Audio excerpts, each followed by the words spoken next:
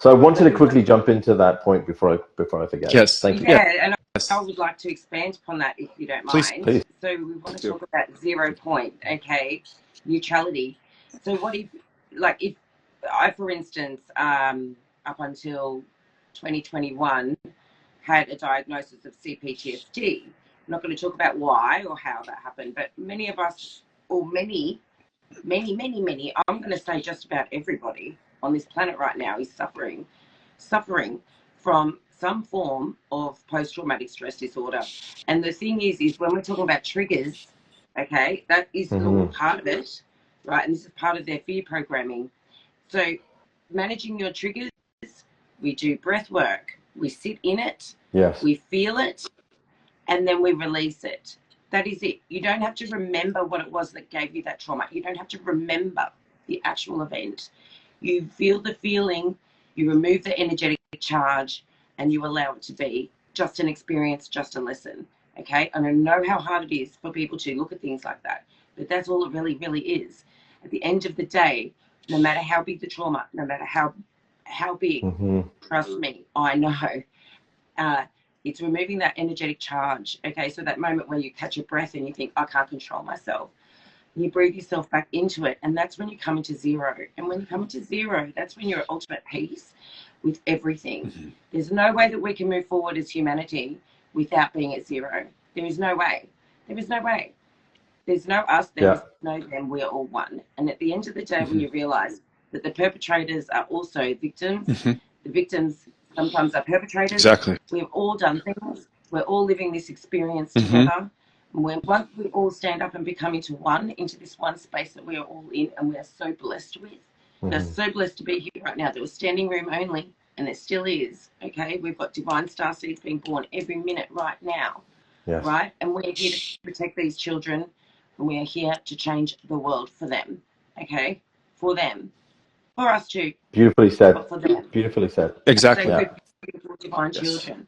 And it's so important that we step into this space of strength, solidarity, and honoring each other. We honor each other as the gracious, most amazing beings in this whole multiverse, because we are blessed to be here. We've got big credentials, everybody. If you're watching this right now, you've got big credentials. Your resume is sweet. You made it. Exactly. You made it, right? So this is it. And so discernment and how to practice discernment, there are many, many ways you can, but we can use our body as a pendulum. You know, sometimes when somebody says, yeah, I really mean it. No, I don't want to do that. That's your first thing, right? And there are ways that you can use your body. Like once you learn, like sometimes you lean into something, you're like, that's a yes. Sometimes you lean out and that's a no. You can do that inside of your heart space.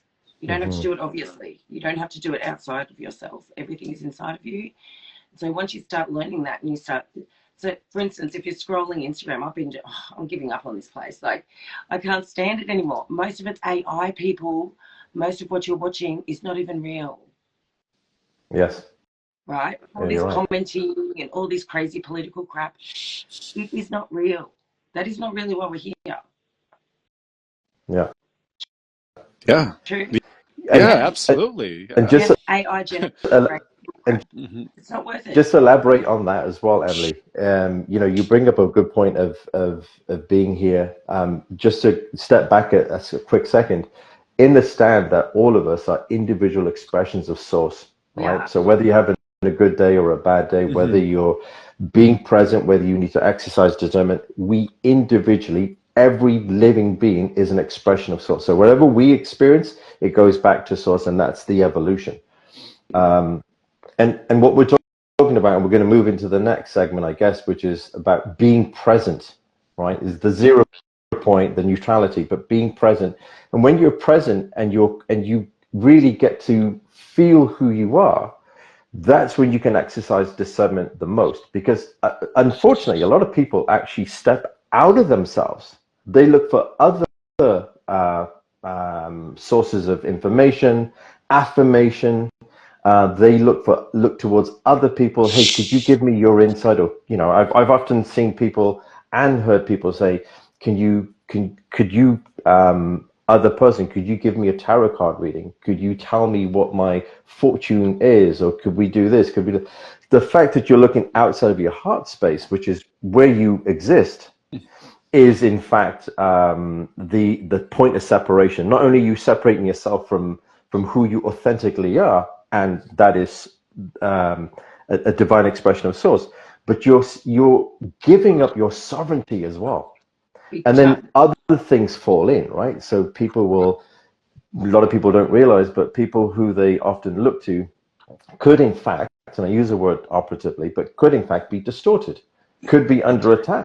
Yes. So now you're getting information from sources that are not in your best interest. Indeed.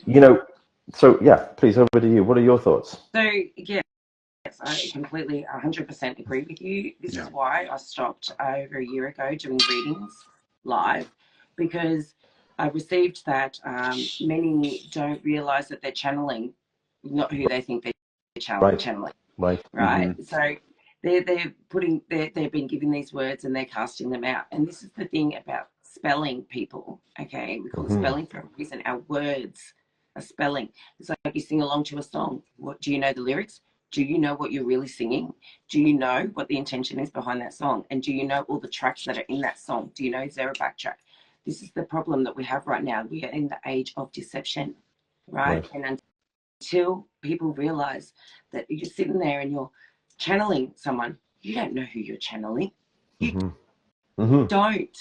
Yeah. Unless you are really channeling your own higher self or your guides or your ancestors, you don't know who you're channeling. And I'm really getting kind of tired of this shit, honestly, because I thought we were beyond it by now. I really did.